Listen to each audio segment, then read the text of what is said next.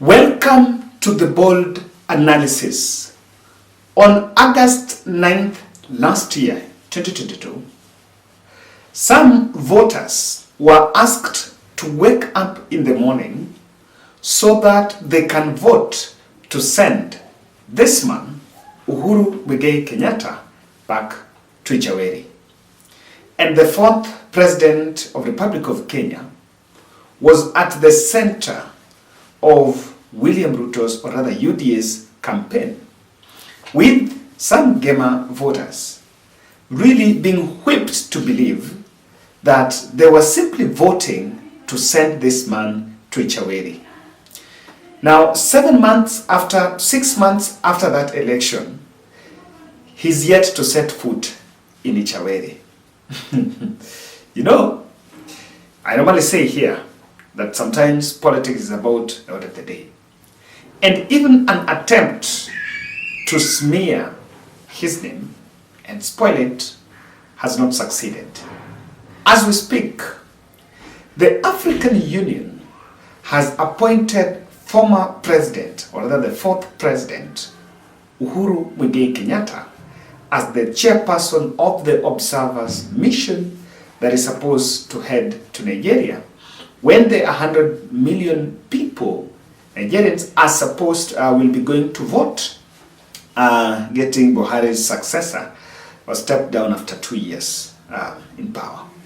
So Nigeria is going to vote, and Uhuru Kenyatta is going to lead the observer mission from the continent.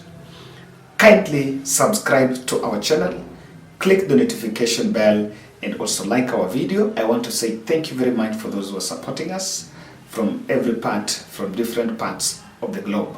We do this every day, and we try to update you timely so that if you've not heard of it here, this remains your podcast for fact checking. So, Uhuru was supposed to be in Ijaweri. He's yet to go there. He's not even going there. After great success in ending the Tigray war in Ethiopia, Uhuru is still in charge of the peace mission in DRC. And maybe I want us to interpret this decision, or rather this appointment. What does it show, or what will be, what is the interpretation of this move by the AU to appoint Uhuru Kenyatta? Let it not be lost to you that back home, we scaled down his security and even confined him to cut down on his itineraries when going out, even though he is still supposed to enjoy the stature of a former president, all in a bid of trying to revenge against the former head of state. And recently, when the East African head of states met in a summit in Bujumbura, he was supposed to go so that he would give an assessment report or a progress report on the peace talk that is going on in DRC Congo, the Nairobi process. So what has happened is that he never went, and his PA said that Uhuru clarified, saying it was because of logistical issues. Another hurdle again, twice. After collapse of the Dubai talks, now even that one in Bujumbura, he did not go. The resolution of the Nairobi process, as implementation of those resolutions, there have been trend of people changing bases, rebels and the government side, and of course the DRC one is very complicated, but Uhuru is still into it. So he's had a great success in Ethiopia. The process of DRC is still going on, and the president is enjoying his stay under his work. It is not the first time, because even the former Baringo Senator, Gideon Moi, also was on observer mission, I think, in an European country. Another person that has also gotten that opportunity, if I'm not wrong, is the former defense here, not Mohammed, Rachel Omamo, also led such observer mission. So Uhuru is still winning at the global level, while back in the country, we are busy with the smear campaign. Let me tell you, what I can see, the peaceful transition that we had in the last general election was a big testament to the level of our democracy.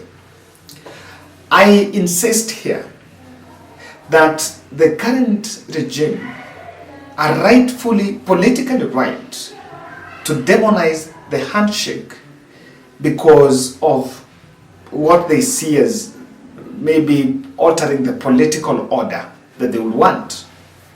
But the handshake that Raila Odinga had with Uhuru Kenyatta is what, according to me, yielded the peaceful transition. And it would be wrong to demonize it, because to some extent it gave a leaf to a peaceful transition, democratization of a process. 2013 we didn't have a peaceful one. 2017 didn't have a peaceful one.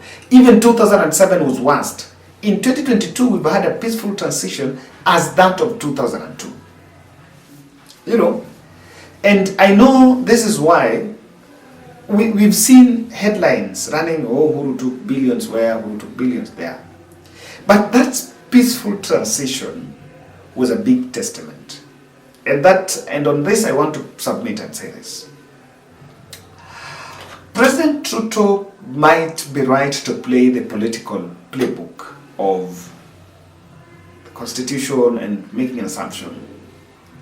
But we need to ensure, the best thing you can do for this country is to ensure that what was to be created, and this also goes to the Raila team, what was created in the context of the handshake that brought up that peace is a model that we can still think about and hold it for future.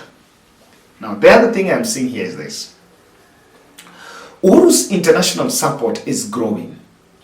And we've been saying that one of the reasons why Uhuru needed to be around Azimio, and William Ruto is sitting pretty uncomfortable with this, is Uhuru's international crowd is growing. While at home, we are smearing his name with a lot of stuff and calling him all sorts of names, but at the global stage, Uhuru is still respected. So this is a warning shot. I think this is a warning shot for the political class in this country that still disregard Uhuru as the kid or as the person, you know, with that respect. These smear campaigns we are doing, or rather, what is going on here? Election is in Nigeria. I know Kenya has a stake, but if the international community, if the AU do not recognize the work or do not recognize the competence of and integrity of Uhuru Kenyatta, then even if William Ruto will front him, or rather will get a nod, he will not get the support of them. Remember Nigeria, recently Raila Odinga was there, and Raila Odinga gave a keynote speech there. And Raila also worked at the AU Special Envoy Special Envoy on infrastructure. So that tells you that to some extent, Uhuru still commands the international crowd that he has. The other thing is this. We have been trying to do smear campaign on Uhuru Kenyatta. Some UDMPs have even called for President William Ruto, I don't know, to revoke his appointment as the AU, and after that, fire him and jail him. We've tried all sorts of smear campaign on Uhuru regime, including the fact that some of the things that are going on in the cost of living that is high, we have tried all our best to blame it on Uhuru Muigai Kenyatta. The target has been to portray him as a man that is incompetent. But that smear campaign coordinated within our borders is not really being sold at the international stage. It does not affect Uhuru Kenyatta's name at the global stage. That's what I'm saying. Because we've told Uhuru that Uhuru never paid taxes. We've said that Uhuru allocated himself more security. We've said, what other things have been said? We've said that Uhuru is supporting rebel Raila. We've said Uhuru is anti-peace. We've said everything about Uhuru Kenyatta and his cabinet. That, that they stole money. There are a lot of stories. Now those stories and all these coordinated attacks on the former president is telling you that I move, it has backfired. Because what we needed, we just wanted to confine him and to contain him, but that has failed. Lastly, some other two aspects, and what do them together? Raila association with Uhuru Kenyatta is not in bad faith as far as maybe his tenure is concerned.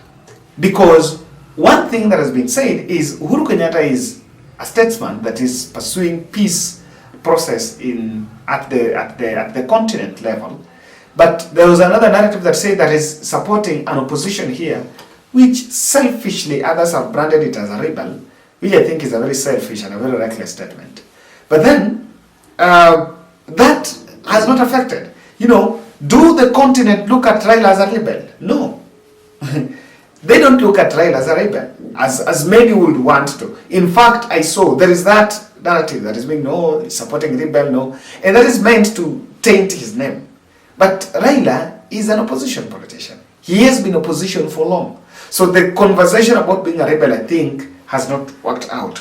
Lastly, Ruto could be failing, could be losing the grip of the continent to contain Uhuru Kenyatta. That's it. I think he's tried at level best, but while you can try Uhuru anything, there is something that people need to be told.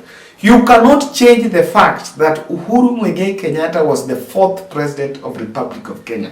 Whether you hate him or no, you can do everything, but you cannot change that fact. So that will remain for the generation and for the history. When the history of this country is written 100 days from now, 100 years from now, it will never be lost in the history books that Uhuru Muigai Kenyatta was the 4th president of this country. And it will never be lost that Uhuru handed over power peacefully.